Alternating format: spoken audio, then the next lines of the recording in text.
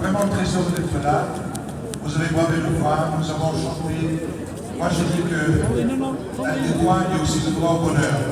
Et vous avez exprimé aujourd'hui, maintenant ici, ce droit au bonheur de pouvoir s'exprimer, de pouvoir dire ce que nous pensons de la vie qu'aujourd'hui nous conduisons dans ce pays, qui était le pays des droits de l'homme. Le 26 août 1789, les personnes ont inscrit dans l'article 11 une des libertés et une des plus importantes, c'est la liberté de s'exprimer, considérée comme un droit essentiel, un droit fondamental pour pouvoir vivre en société. Il n'y a pas de droit de plus important parce que ce qui fait la différence entre un pays qu'on peut appeler démocratique et des pays dans lesquels la dictature se vit est le droit de pouvoir s'exprimer. Et c'est là qui fait toute la différence. Et la France a été le phare de l'humanité en ce sens, et aujourd'hui ce phare est un teint de ces teintes comme une bougie. Et ça, c'est quelque chose que nous ne pouvons pas accepter. Et aujourd'hui, peut-être, il faudrait peut-être que des millions de personnes soient présentes devant cette institution. Cette institution que nous devons critiquer n'a rien, parce que les institutions, comme les autorités administratives indépendantes comme la COM, ont été créées pour passer outre la division de pouvoir législatif, exécutif et judiciaire. On a rajouté ce pouvoir administratif que l'indépendant, comme il dit, n'a rien.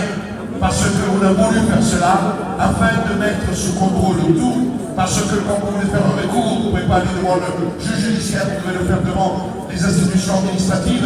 Et on sait que le tribunal administratif, ce sont des fonctionnaires qui ne sont pas là pour rendre la justice, parce que ce ne sont pas des tribunaux indépendants, des juges impartiaux, désintéressés, comme le disait un des fondateurs de l'Union européenne.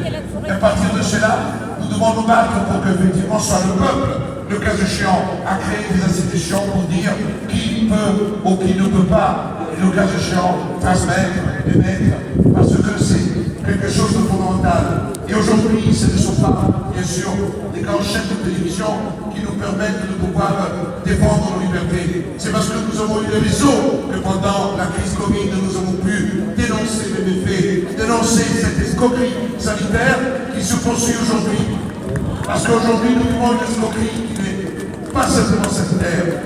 Elle est liée à tout, l'escroquerie dans le budget, l'escroquerie dans l'impôt, l'escroquerie dans ce qu'on appelle aujourd'hui ces pseudo-gouvernements qui ne représentent rien, gérés par des élites qui n'en ont rien à foutre du peuple. Et le peuple est là, et vous êtes le peuple. Et c'est vous qui devez créer la liberté, et c'est vous qui devez réclamer le droit de vous exprimer de la manière la plus absolue.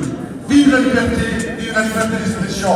Et merci à Florian Philippot, un des rares hommes politiques aujourd'hui en France qui a le courage, au lieu d'être à la maison ou de pouvoir flâner dans un bel hôtel, il est là avec vous et avec nous pour crier liberté et pour dire aux Français que tous les politiques ne sont pas corrompus, qu'il y a des politiques qui ont encore le courage de descendre dans la rue, encore des politiques qui ont le courage de crier liberté et de partager ces libertés avec le peuple. Parce qu'effectivement, la démocratie est le peuple. Merci.